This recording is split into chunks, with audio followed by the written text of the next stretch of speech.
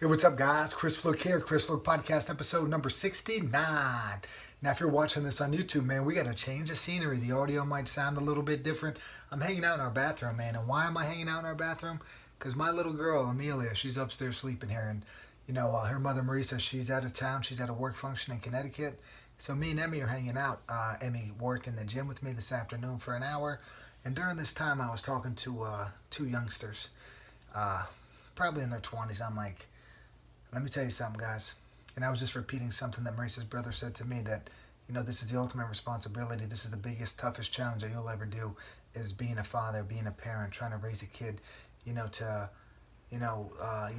leave if you want to make the world a better place, you could do that by how you raise your child. And that's how I'm kind of seeing this personal challenge. And so I asked these guys, I'm like, hey, what'd you do? What'd you do with your father? And it was basically like, hey, man, all his dad wanted to do was get out in the backyard, play little picnic games, and have a few beers and spend some time together. And as this man, his kids are in their 20s now. Their teens and 20s. It probably made his day and just had one of those wonderful days where he got to spend their time with everybody, right? And, as we start talking about just kind of advancing our way through life and, we're running some camps here at the farm, and now I'm getting to this point in my life or in my career where people that I grew up with, their kids are now coming to my camps. They're 7, 8, 9, 10, 13, 15, whatever it may be. And it's always a pleasure to kind of see the old friends come into town and to bring their kids in. You see how they're going to grow up and be strong. And it's always they're always super respectful and appreciative of everything. And I'm super thankful for my friends, past and present, that feel confident enough to send their child to come train with me. And, in addition to that too, when you start working with some young kids, you have to keep in mind something. And I have a high school helper here, and, she was just telling me about how some of the kids could be kind of little jerks, we'll say, right? And, it just so happens that I know one of the kids, and I know a little bit of their backstory in terms of their family structure and their family dynamics. And, the kid comes from a house where there might have been some abuse. There might have been some issues going on. They're not abuse to him, but just the parents might have had a volatile relationship. And, as you see the kid coming to camp and being a little smart aleck, you have to keep in mind that you don't know what these kids' lives are like outside of, practice or outside of the gym or, when they're at home. So you really have to be careful on how you treat things. And I always remember what Tom Brady's coach said where, if a kid's dealt a bunch of crap at home, give them ice cream when they come to practice. Or the other way around too, if that kid lives, is getting nothing but ice cream, and I'm speaking kind of metaphorically here, if he's getting a bunch of ice cream at home, then you have to give him a little bit of crap, okay? So basically it's like if they have a nice, easy, comfortable life, you got to give them some hardship when you're training. And then if a kid has a bunch of hardship at home, you might have to give them a longer leash, so to speak, and, let them act out a little bit, but just let them know, hey, we're not doing that. And a great example today was exactly that. Kid was, being a jokester, trying to be funny and incite a little laughter in the group, but not in a positive way. And, my handy assistant there, Steven, he's a college kid who's got a great head on his shoulders, just stepped in and let the kid know, hey, that's not acceptable. That's not what we're doing here. The kid just stopped doing it then and just worked hard. This is an 11 or 12-year-old. Anyhow, just an example, right? That's one conversation I had today. And, speaking of some kid that, might be dealt some hardship at home. Another kid on the high school football team that I'm dealing with, right? His parents are struggling. I think they're struggling with drug addiction, and his grandparents really stepped in and helped them out. And, we're in the weight room today, and I see this kid push somebody, and kids push each other around. They joke around, they push. But I just noticed that it looked a little bit different. So I walk over there, and I see this young kid that, I think he's a sophomore, going after the guy again. And I get in there, I'm like, yo, man, hey, what's going on here? And I go to stop him, and he keeps trying to, walk through my arm. And I'm like, hey, cut it out, man. What's going on? And, he just tells me the story and whatever happened. And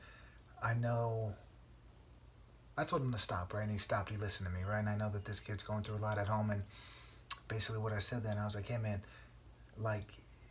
if you answer If you respond to violence with more violence, then what's going to happen? You punch me, I punch you, then you punch me, and then I punch you, and we just keep going round and around and around, and there's no resolution there, right? So you never want to answer violence with more violence. And he kind of looked at me, and he was like, yeah, that makes sense. But I think in his mind it was some sort of like honor thing where some kid did something to him and he had to answer back. But at the end of the day, man, I just said take the high road. This stuff doesn't who cares? What you're arguing about is something immature and not important. It's irrational to get worked up over some of these things, right? I just told him to take the high road, and I hope it gets in there. And you have these conversations with these high school kids, and you hope that one day, well, hopefully sooner than later, that like something sinks in, right?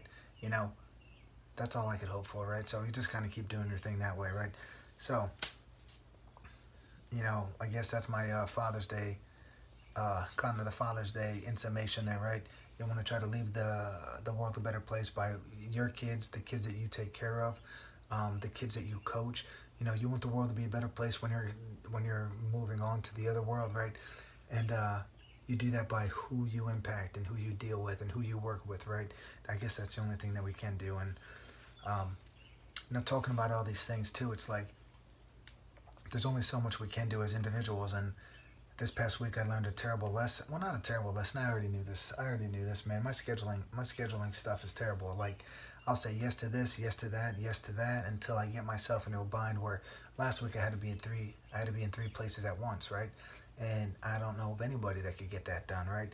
Because it's like, and all of it's involved with coaching and working with kids and doing speed camps here and working with a football team here, and then trying to run your business and all that. And, you just try to do as much as you can. And at some point there, you get spread thin a little bit, and you're not able to give your high quality output that you want to give. And you end up rushing around. You end up showing up maybe a little bit late here, or you have to leave early all the time. And it just doesn't look good, right? Because all these kids want from you is just know that you're there and you got their back, and, you're not thinking about the next thing you're doing. You're kind of in the moment, being present and trying to help them out. And that's something I'm trying to work on as an individual, just cleaning up the scheduling stuff, right? Because I think if I could do that, if I can be a little bit more organized, a little bit more structured, I'm going to be able to have a better output, just in terms of the people that I'm dealing with. And, to kind of continue with the trend of just kind of things going on in the world of coaching, there's a local hospital that, so basically there's two hospitals in the area, and these two hospitals vie to be to offer their athletic trainers to the different schools.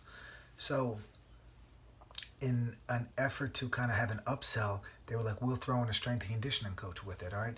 So this happened, this probably started about 6 years ago. So the previous school that I coached at, I think it happened the last 2 years there. So Marisa was pregnant with Emmy, who's now 3, so let's just say 5 years, right? 5 or 6 years ago. So these hospitals will send strength and conditioning coaches to the weight room, right? And in the past, I was super immature about it. One of the guys was on the podcast, Will Giasitz, and I was not always super pleasant with him. And it was probably one of the more immature moments I had, because you had this, you had the athletic trainers floating around the weight room. You had this other man in there, and I'm just like, what the hell's going on here? I would have a program together, and then you would see other people chiming in and giving their opinion to the kids, and it kind of conflicted with what I was doing, and I was like, this is actually not productive at all. And on the flip side of that, at a school locally, there's been 3 different strength coaches. This girl is a sophomore. She had a strength coach as an 8th grader, a 9th grader, and a 10th grader. Now she has a new one, so that's 3 and 8 in 3 years. And as a football coach, I'm like, hey, I'm going to be here for a while, all right? And I understand that you have a contract with this hospital, but I'm probably going to be here longer than this strength coach, and we're trying to build some continuity. We're trying to build some sort of system here. It's like, just let me handle this stuff, all right? And luckily, the situation now is decent. There's going to be some rocky roads. There's going to be some ups and downs. I'm hoping today, this week we had a good week. It's just, I'm not always the best at working well with others, and I could be a little bit immature at times, and I'm trying to kind of fix that and, let everybody kind of be a part of the plan, be a part of the program, and let some other people run some stuff, and not try to be this overbearing individual with the program. But anyhow, so this hospital now, they've got tons of resources and tons of funds. They're going to start bringing in some technology into the weight room. They're going to have iPads on each squat rack, we'll say, and they're going to be able to record where they're going to be able to record the exercises you're doing. And, for example, if you're doing a squat with a bar, say a front squat, if you have 100 pounds on the bar, you might be able to go down and come up in, let's just say 1 second, right? Let's say you have 200 pounds on the bar. Now it might take 3 seconds, all right? And the speed of the bar is going to be recorded, and you're going to be getting data and input from and you're going to be getting certain data points saying how fast you move the bar. Say if you moved 100 pounds at X speed, at this amount of speed, then you should be able to lift 180 pounds, just weird random data like that, right? Or you move that bar at 70% of your max speed, or then it becomes 50%, and then it becomes 32%, and then you can see that there's a drop off there. Maybe you say we cut all sets if it drops underneath 60%. Why? It's like you want high quality movement, you want not only some strength work, but you also want speed of movement as well. And once that, once you do drop under 60%, that means your technique might go. And when does injuries occur? When technique fails, right? So, you could get some good data points there with stuff like that. But, of course, there's a caveat here.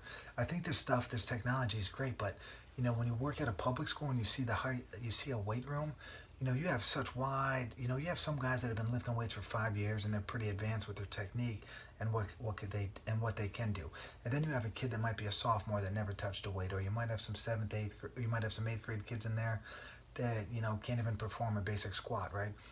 So now it's like we're going to have technology on the racks when these kids should not be even looking at something like that, and they should be really just trying to be focused and fine-tuning exactly what they're doing. And you could even make that argument for all high school kids, right? Where it's like, we are not great weightlifters. I don't care how strong you are, you only have 4 years of experience, right? Imagine how good you're going to be after another 4 years. The only way you get this experience is by getting older and continuing to train. You can't put experience on the fast track. It just takes time. And my concern is we're going to be getting another variable now.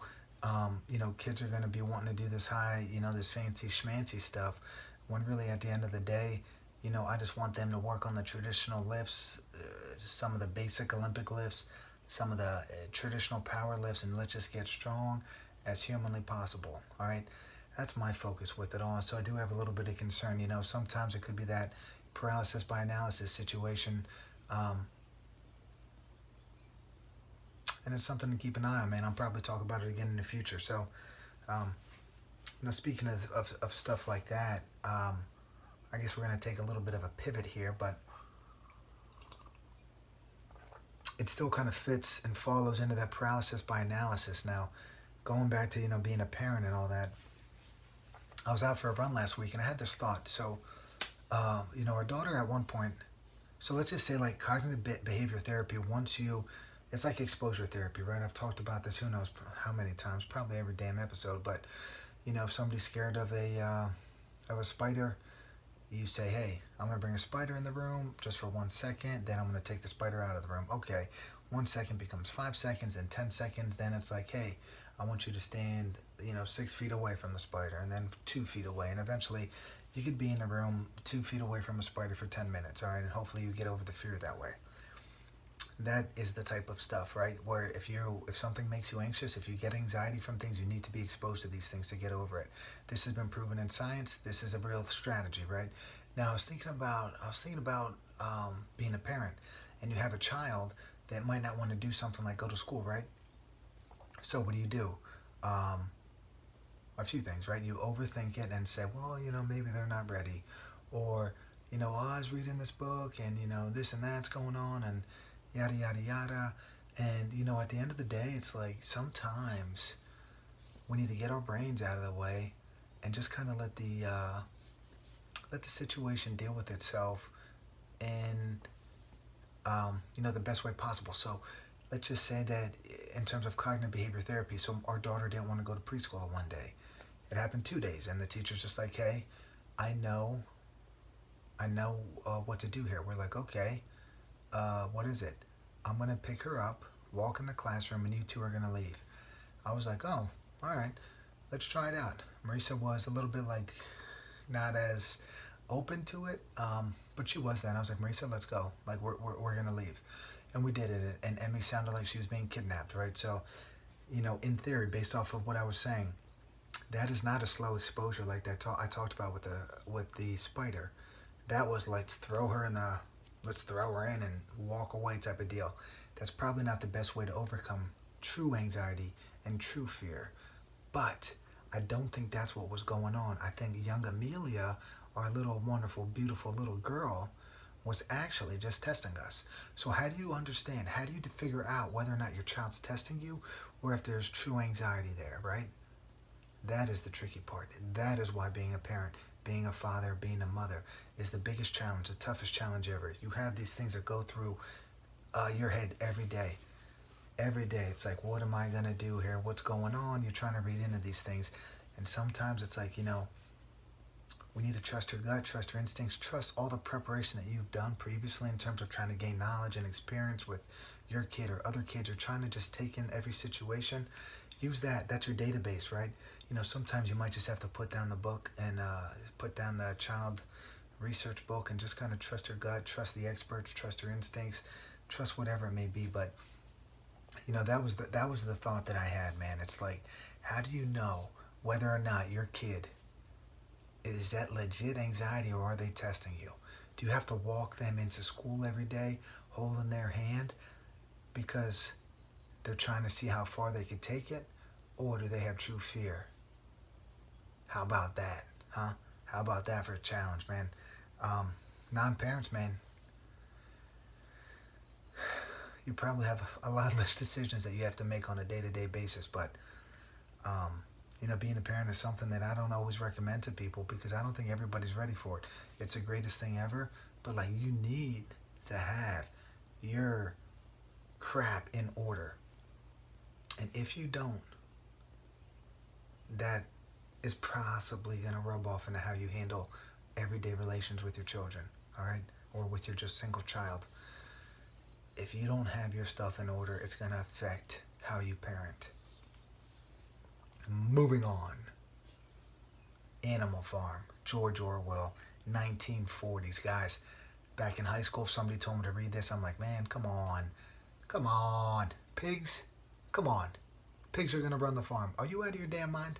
That would have been my reaction probably. Or it would have been, man, this is dumb. I'm not reading it. That's probably what high school Chris would have said. But 30-plus-year-old Chris loves it. Love Animal Farm. Do you know why? Because it was written 60 years ago. No, sorry, my math is terrible. 75 to 80 years ago, by a man named George Orwell. Also wrote 1984. This guy was kind of like a seer. Stuff he talked about back in the day, it's eerily happening today.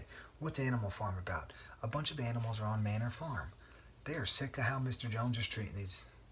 They're sick of Mr. Jones and his terrible treatment, the whips, all of that crap. Selling animals, putting animals down, just using and abusing them, right? So what do? Old Major, right? He has a dream. Old Major has a dream. And he tells these animals that he dreams of a revolution. And then guess what happens? One day the opportunity presented itself, and the animals overthrew Mr. Jones. They sent him packing, and they started to run the farm. Manor Farm became Animal Farm. Over time, they make their commandments, everything as well, right? Equality for all. We're not going to overwork you. Everybody's going to eat. Well, guess what happens, huh? I think but we'll dive into this. Well, all of a sudden the pigs start to take. The pigs are the smartest, right? So they learn how to read. They learn how to write and all this other stuff. So they take this role as a leadership position. And then the house. The house was supposed to be a museum. It was supposed to be something that the animals didn't live in. Well, guess who starts to move in over there? The pigs. Oh, a dog just had a bunch of what am I even saying here? A dog had a bunch of puppies. The pig, Napoleon, aptly named Napoleon, takes the dogs, brings them in the house. He trains these dogs to be his personal bodyguards, right? So this is what's going on in the story. All of a sudden, they milk the cows. The animals are like, oh, maybe we'll use the milk for the grain later. They come back from a job, the milk's gone. Where'd it go? Pigs. That's right. You could have guessed it. All right. So, in addition to all this stuff, right, the pigs take command. Equality becomes not so equal. All right. Then they have another pig named Squealer. He's like the propaganda guy. all they're saying is, will do no harm to any other animal. Um, those commandments start to change a little bit like that. Um, they start to sell eggs. That wasn't supposed to be part of the plan. They try to build a windmill. The windmill gets knocked down. They blamed another animal, Snowball. So they found a common enemy in Snowball. Anytime something went wrong, it was Snowball's fault. We don't have enough food. Snowball was here and stole all the food. This happens, it must have been Snowball. Snowball has spies here. Snowball sent the humans to try to overthrow the farm. All this crap. So they found a common enemy in Snowball. Napoleon, by the way, then he's living in the house. He finds some booze in the basement. He starts drinking. Booze was supposed to be outlawed. Next thing you know, they're brewing beer. Next thing you know, he has human beings coming over to the house. Next thing you know, these pigs, they violated the main rule, man. 4 legs good, 2 legs bad. Guess what the pigs start doing? They start walking on their hind legs. All right? Now you got these pigs acting like human. In the last scene, man, well, first, all of these commandments changed. The equality stuff, this and that. Doing no harm to other animals. We won't do X, Y, and Z.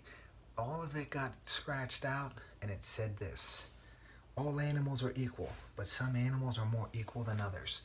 I think about that quote right now today, where some people want, they want to kind of raise themselves up by putting others down.